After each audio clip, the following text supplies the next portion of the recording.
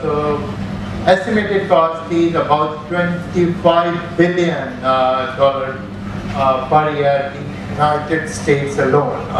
You can think of that like multiply by 10. That will give you a worldwide figure.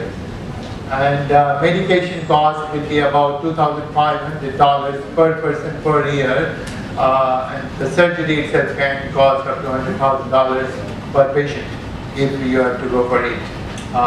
So it's not an affordable option for many. So the main problems of Parkinson's, if I can show, it's not working, but let me see if I can take.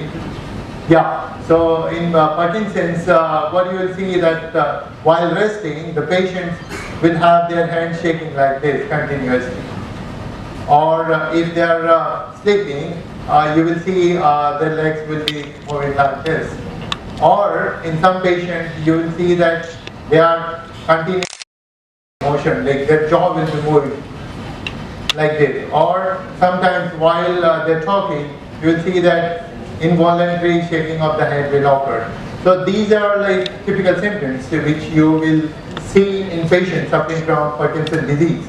But before the onset of disease, say 2 or 3 years before that itself, you will see many symptoms, and which will be telling you that the person may be having Parkinson's, although it's not sure. So I'll name the 10 top symptoms, but I will start from number 10 first, and then we will go to number 1. So number 10 in the list is REM sleep behavior disorder. So what happens, like there is a disconnect between, like actually reality and sleep. Sleep may try to do something which he may be doing in the sleep, sleeping state, like catching hold of somebody's neck, thinking that he is asleep or something like that. So it can be quite embarrassing. These people also have problems focusing their eyes, sexual dysfunction.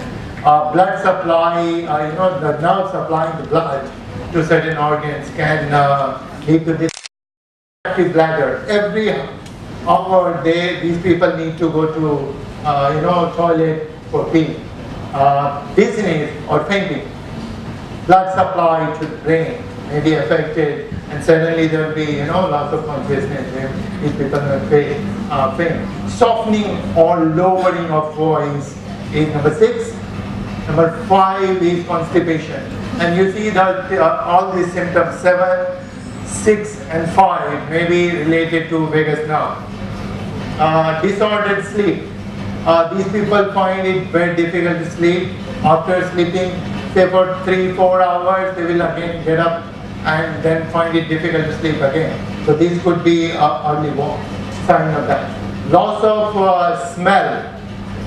If it is happening in old age, it could be a warning sign that you are going to, have this disease. New psychiatric problem. This is very important. Most of the people who suffer from this 2 or 3 years before, they will have depression or anxiety, but most of the time it will be combined. And number 1, which is most important, is the excessive daytime sleepiness. While say you are attending lectures, and if you doze off, it's not because of Parkinson's, but like many people you will find that without reason they will just doze off. And especially old people, like this could be the most important sign to catch them. Like if you see people whom you feel may be just lazy, but they may not be lazy, it could be because of that EDS. So this is a very key symptom which you should be looking at if you want to see whether there is a Parkinson's. So it seems that if the movement is the main problem, then the origin should be somewhere in the brain, or the center of the brain which controls movement. And the center of movement in our brain, if you see in the center, basal ganglion, that is the region which is affected, and that could be the origin of the disease. So somebody in the morning was talking about observation, observation, scientific observation, simple scientific observation. So what people found